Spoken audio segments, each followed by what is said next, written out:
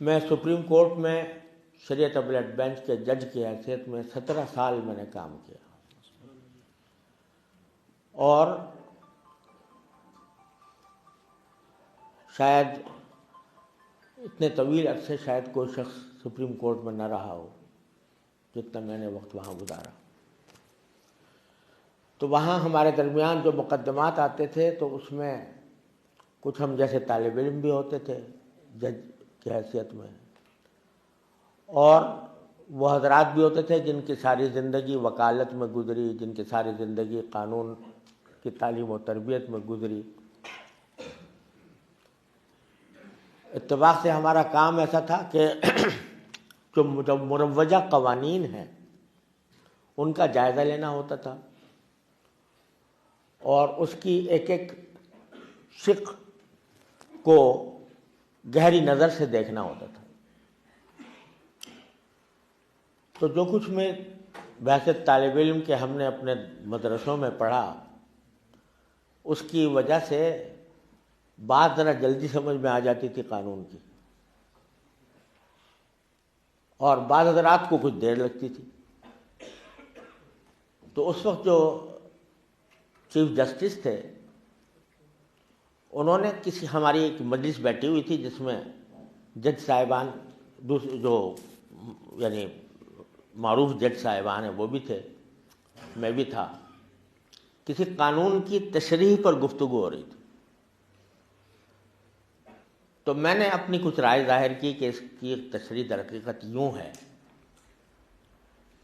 تو اس پر chief justice نے کہا کہ یہ مجھے حیرت ہوتی ہے کہ انہوں نے کبھی ساری زندگی وکالت نہیں کی، لیکن یہ قانون کی بات بہت تیزی سے پکڑتے ہیں۔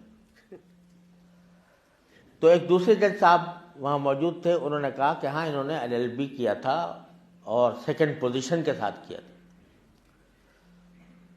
تو میں نے اس پر عرض کیا کہ یہ LLB کی وجہ سے نہیں ہے، در حقیقت اس وجہ سے ہے کہ میں نے ہدایہ پڑھی ہے، اور الحمدللہ سمجھ کر پڑھی ہے۔ تو اگر میں کوئی قانون کی کوئی باریک بات اللہ تعالیٰ میرے دل میں ڈال دیتے ہیں تو وہ LLB پڑھنے کی برکت سے نہیں ہے۔ LLB میں نے اس طرح کیا تھا کہ امتحان سے صرف 1 مہینہ پہلے چھٹی لے کر، دارالعلوم سے چھٹی لے کر 1 مہینہ پہلے میں نے اس کا مطالعہ کیا تھا، اور پھر LLB کیا۔ مجھے احساس کمتری تھی کہ سارے لوگ سارے سال پڑھتے آ رہے ہیں، میں نے 1 مہینے کے اندر پڑھا ہے، تو جب امتحان ہوگا تو دوسروں کے ساتھ کیسے چل سکوں گا۔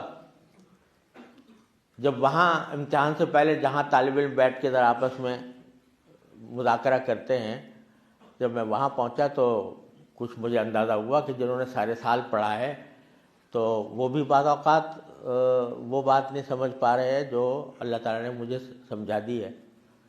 اور جب امتحان کا نتیجہ آیا تو میری سیکنڈ پوزیشن تھی۔